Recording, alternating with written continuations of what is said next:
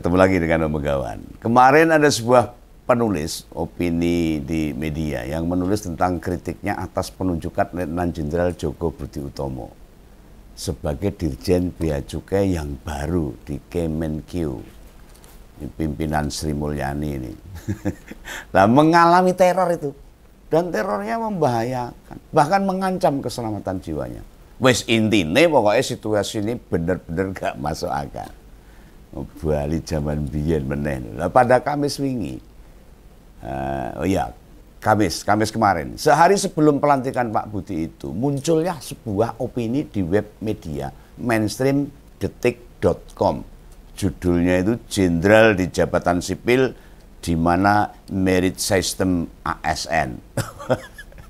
Ini Begawan sendiri belum baca tuh tulisannya kayak apa itu.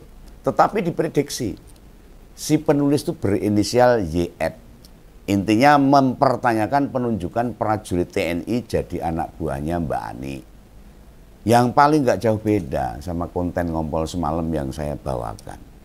Yang sudah tayang kemarin. Lihat aja kemarin.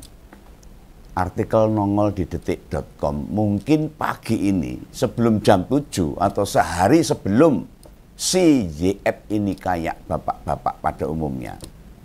Aktivisnya pagi yang nganter anak-anak sekolah. Dan dia merasa ada yang membuntuti.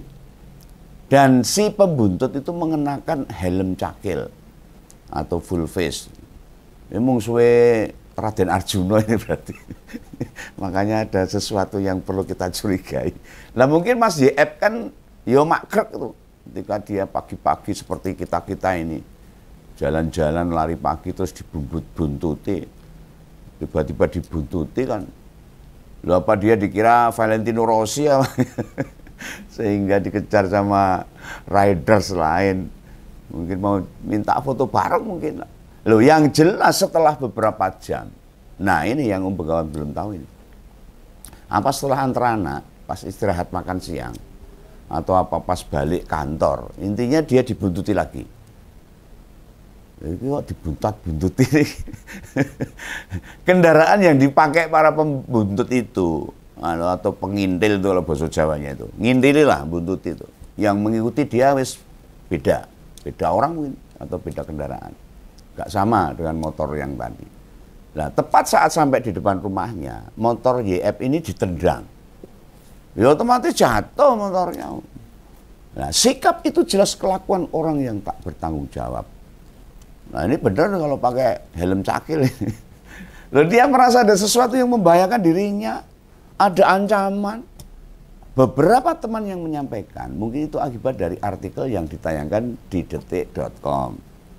Nah YF sendiri selama ini kan tidak merasa memiliki musuh. Lantas YF berkomunikasi sama redaktur Detik agar menurunkan artikelnya. Ya ngebar juga akhirnya. Ada ancaman. Nah sebelum diturunkan, redaksi meminta yang bersangkutan berkomunikasi sama Dewan Pers. Di Dewan Pers kabarnya si YF sampai nangis-nangis. Ya mungkin merasa ketakutan. Ya gimana, nggak nangis. Dia punya istri dan 2 anak yang masih kecil-kecil. Masa hanya karena tulisan yang mungkin mengandung kritikan. Kok risikonya dia tanggung? Besar banget. Mengancam jiwa serta nyawanya, pasti dia nggak mau masa depan anaknya terganggu hanya karena tulisannya. Nah, masa iya perkara opini saja ada pihak-pihak yang nggak terima masalah ini. Nah ini perlu masyarakat paham dan tahu. Padahal bila kita mau jujur, situasi sekarang itu beda banget sama zaman Orde Baru. Zaman Pak Harto memerintah 32 tahun yang akhirnya runtuh tahun 98. Kritik ke pemerintah itu sesuatu yang normal, yang wajar, yang biasa saja. Nah ini tak tunjukkan nih bagi para aparat ini, atau buzzer itu, atau siapapun yang dukung pemerintah. Lambo introspeksi lah, sadar diri. Kenapa kritik itu disampaikan di ruang-ruang publik? Sebab situasi negara ini makin hari bukan makin baik, tapi bertambah remuk, bunyuk, parah itu. Kenapa kondisi kayak gini kita mau diam saja? Kalau orang-orang baik diam, negara ini akan dikuasai orang-orang yang jahat. Lalu ada kritik, itu yang mau diterima saja, dicermati. Lalu sama-sama berharap pemerintah membenahi, introspeksi namanya. Lo kok malah ngancam ini? Oh, cah cilik. Dan tak jamin ini, sekelas media besar kayak Detik tidak mungkin mengunggah artikel yang berisi tulisan dengan unsur hinaan, nggak mungkin. Sudah difilter. Atau mungkin berisi cacian, fitnahan, apalagi adu domba dari Mas YS. Bisa dijamin itu. Unsur-unsur yang tidak memenuhi kelayakan artikel itu tidak akan diloloskan redaktur. Tulisan yang ditayangkan paling ya kritik biasa, mempertanyakan mengapa jabatan sekelas dirjen di Kemenkeu kok bisa diisi seorang prajurit TNI. Ya paling itu saja. Nah, udah ada undang-undang TNI. Nah, kenapa mesti ada yang marah dengan hal itu? Memangnya bila artikel Bung YF gak diturunkan terus posisi Pak Joko dicabut dari Dirjen Bea Cukai, ya tidak bakal. Pak Prabowo tidak akan meminta Bu Sri Mulyani membatalkan atau mengembalikan jabatan Dirjen Bea Cukai ini ke pejabat yang lain. Lu redaksi Detik sendiri loh, menarik artikel Bung YF awalnya dengan dalih atas saran Dewan Pers. Diubah lagi atas permintaan penulis. Ini yang takut berarti Mas YF ini. Karena yang ngeper lah, urusan nyawa loh. Sepemahaman lah sama Om Begawan. Dewan Pers itu tugasnya bukan institusi yang punya hak menurunkan tulisan. Nggak punya. Tugas utamanya bukan menilai sebuah opini. Dia hanya berposisi kayak wasit itu loh. Menengahi bila ada keberatan atas pemberitaan maupun opini antara pihak satu dengan pihak yang lain. Dia bukan pihak yang bisa meminta media untuk menghapus sebuah tulisan. Nah, kewenangan meloloskan artikel itu murni kewenangan redaktur sebuah media. Nah, atau kalau ingin dibatalkan ya penulis sendiri yang meminta. Nah, bagi pihak yang berkeberatan atas berita atau artikel seseorang, idealnya ya bikin sanggahan lah. Oh, ini kan negara sudah tahun 2025, masuk nganyel sidik ngancam. Anyel karena pendapat kan ya biasa dalam alam demokrasi. Idealnya membuat sanggahan atau kontra opini paling tidak, yang isinya membantah opini sebelumnya. Dan kalau penulis itu memang yang punya hak menarik tulisannya, tapi tentu bukan dengan alasan keselamatan diri loh. Bila dibaca dari revisi penarikan artikel Bung YF, argumentasinya adalah keselamatan diri karena membahayakan nyawanya. Menandakan kebebasan berpendapat di negeri ini patut dipertanyakan. Iya loh. Bukankah pers dianggap sebagai pilar keempat demokrasi? Lalu nek pilarnya nggak tegak berdiri, sing tegak mung telu ambruk. Iya toh. Apakah atap akan bisa bertahan kokoh melindungi demokrasi kita? Kalau tiangnya cuma 3, yang satu sudah dihancurin gitu. Siapa sih di zaman berkebebasan pendapat yang isi kepalanya masih sangat kolonial, jadul gitu loh. Tidak paham tentang kebebasan pendapat. Argumentasi redaksi Detik itu yang menulis alasan keselamatan penulis mestinya jadi dasar kepolisian buat mendalami apa yang sesungguhnya terjadi ini. Ini udah ancaman loh. Pihak kepolisiannya harusnya gercep. Setiap rakyat Indonesia dijamin kebebasan berpendapat, mengemukakan pokok-pokok pikirannya. Ingat loh ya, sebuah opini mestinya tidak bisa menjadikan seseorang dikasuskan. Kecuali opini itu mengandung unsur ujaran kebencian atau adu domba, caci maki dan fitnah, atau juga merongrong NKRI. Loh, tapi unsur-unsur itu sebuah media harus mempertahankan tulisan tetap pada posisinya. Tidak bisa di-take down sak kepenake dhewe, ndak bisa. Lah tiba-tiba yang berkeberatan bisa membuat bantahan dan sanggahan. Bila benar setelah Bung YF mengadukan apa yang dialami pada Dewan Pers, lalu disarankan buat menarik tulisannya. Wah, menurut Om Begawan ini saran yang gak pas no. Dewan Persnya. Pertanyaannya no, apakah Dewan Pers sudah membaca artikel itu dan menyimpulkan artikel itu tidak layak tayang atau cari aman aja? Apa dasar-dasar rekomendasi Dewan Pers yang meminta YF agar menurunkan tulisannya? Ayo. Dalih demi keselamatan penulis. Andai benar itu maksudnya Dewan Pers, berarti di sini bisa disimpulkan Dewan Pers kita juga masuk angin. Takut resiko, cari aman dan sebagainya. Mereka yang ada di sana kayaknya lupa sama tupoksi mereka. Apa mungkin ya para anggota Dewan Pers itu wedi digajul sama laras sepatunya.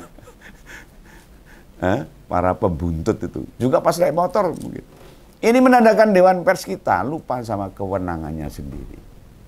Dan ingat, Bung YF si penulis artikel, iya kayak ASN, abdi negara, yang bekerja di Kementerian Keuangan juga. Artinya bakal segedung sama Pak Joko Budi.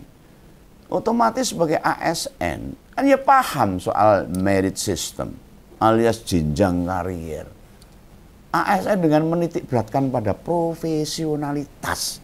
Siapapun petinggi negeri ini menempatkan orangnya yang dipercaya, tiba-tiba menduduki jabatan tertentu di tempat di mana dia tidak berkarya di sana, ya diprotes. Memindah seorang TNI mesti berpangkat bintang 3. Kejabatan Dirjen Keuangan loh, Kemenkeu loh. Bagikan iwak lili, penyoba hidup di dunia unta di tengah gurun pasir yang tiada air, yang gersang merangsang tubuh kita untuk selalu mengeluarkan keringat. Loh gimana jalan kalau gitu? Kalau caranya begini, karier ASN yang baik tidak bakalan tembus untuk top levelnya. Sebab bisa terhalang para prajurit TNI yang berpangkat jenderal yang tiba-tiba mak beduduk ditempatkan pada instansi tersebut. Yang ditempatkan di instansi sipil. Padahal gak pernah tuh ada sipil bisa tiba-tiba mak bedunduk, mak selingkrik jadi petinggi TNI. Ya, Bung YF bukan staf seperti SN kebanyakan loh. Tingkat kecerdasannya terbukti, kerap menulis opininya di media.